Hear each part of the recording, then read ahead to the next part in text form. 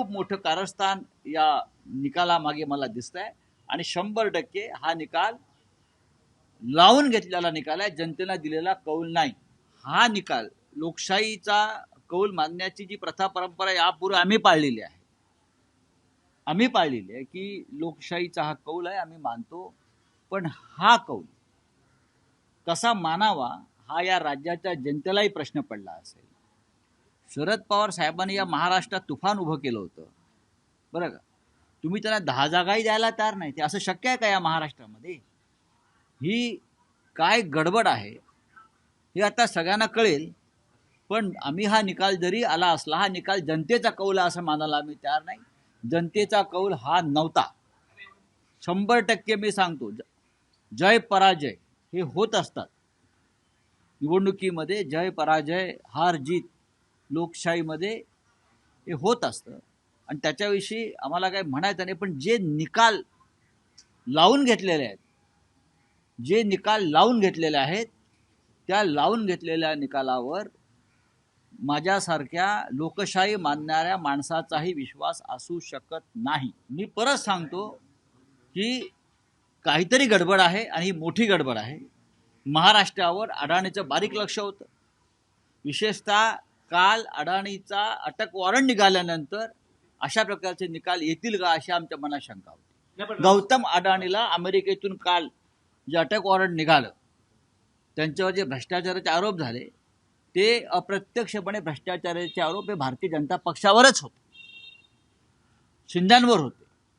कारण या निवडणुकीमध्ये सगळ्यात जास्त पैशाचा वापर आणि ताकद ही अडाणींनी लावली. आणि आता या निकालावरती गौतम अडाणीचा प्रभाव आहे का? कारण अडाणी, मोदी आणि फडणवीस, शिंदे वेगळे नाहीत. पण राऊतसाहेब, तुम्ही म्हणता की काहीतरी गडबड आहे, तर नेमकं तुम्हाला काय म्हणायचंय? मी पाहू ना आता ईव्हीएम मध्ये गडबड आहे की या संदर्भात पैशाचा वापर झालेला आहे याच्याविषयी माझ्या मनात काही शंका नाही. तुम्हालाही माहिती आहे पैशाचा किती मोठ्या प्रमाणात वापर झाला. एकनाथ शिंदेचे सर्व आमदार कसे काय निवडून येऊ शकतात? अजित पवारांचे, ज्यांच्या गद्दारी विरुद्ध या महाराष्ट्रात रोष आहे, ज्यांच्या बेईमानी विरुद्ध या महाराष्ट्रात प्रचंड रोष आहे, शरद पवारांच्या सभांना, त्यांच्या प्रचाराला तुफान प्रतिसाद मिळाला, ते वादळ तुम्हाला दिसत नाही. पण आज जागा जिंकल्यावरती युतीचं वादळ म्हणताय तुम्ही. स्वतःला प्रश्न विचारा मीडियानं. मीडिया हा एक लोकशाहीचा महत्वाचा स्तंभ आहे. त्यांनी हा प्रश्न स्वतःला विचारावा, गडबड आहे की नाही. पण राऊतसाहेब, तुम्ही लोकसभा निवडणुकांचे निकाल मानले तर मग आम्ही लोकसभेचे निकालही मानले नाही. सॉरी, लोकसभेच्या निकालाचीही गडबड झाली असं आम्ही मानतो. नाहीतर नरेंद्र मोदींचा पराभव नक्की झालेला होता. पण महाराष्ट्रात जे निकाल लागले लोकसभा, तेही आम्ही आमच्या अनेक जागा ह्या लोकांनी चोरल्या, हे आम्ही वारंवार म्हणालो. तुम्ही माझ्या तोंडी काय घालू नका. आम्ही अत्यंत संघर्ष करून विजय मिळवला. ह्या वेळेला खूप मोठं कारस्थान या निकालामागे मला दिसतंय आणि 100% हा निकाल लावून घेतलेला निकाल आहे, जनतेला दिलेला कौल नाही. पण राऊतसाहेब, पुढे काय पाहू ना आता. अजून थोडा वेळ आहे आम्हाला.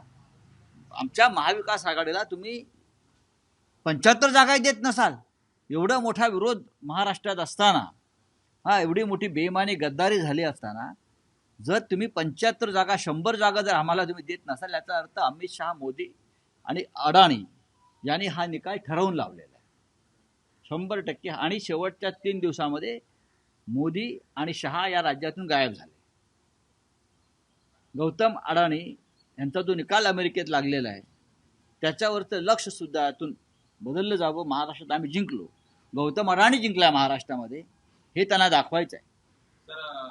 पण राऊतसाहेब, महाविकास आघाडीचा जेवढा नंबर किंवा जी संख्या दिसते, एकूण संख्या, त्यापेक्षा शिंदेची जागांची शक्यच नाही. एकनाथ शिंदेना कोणत्याही परिस्थितीत 20च्या वर जागा मिळणार नाही, हे सगळ्यांचं अनुमान होतं. हे भारतीय जनता पक्षाचं अनुमान होतं सुरुवातीला. त्यानंतर आम्ही आमच्याकडे असं ग्राउंड रिपोर्ट होता की भारतीय जनता पक्ष हा 65 ते 70 जागांवर जिंकेल. कदाचित तो मोठा पक्ष राहील. पण अजूनही तुम्हाला अशी आशा वाटते का की नाही त्यांनी थोडे आता कल बदलले- त्यांनी आता बदलले यंत्रणाच ताब्यात घेतली असेल, यंत्रणाच ताब्यात घेतली असेल, त्यांनी अनेक गोष्टींचा आता हळूहळू उलगडा होईल. पण कोणत्याही परिस्थितीमध्ये अशा प्रकारचा निकाल लागणं शक्य नव्हतं.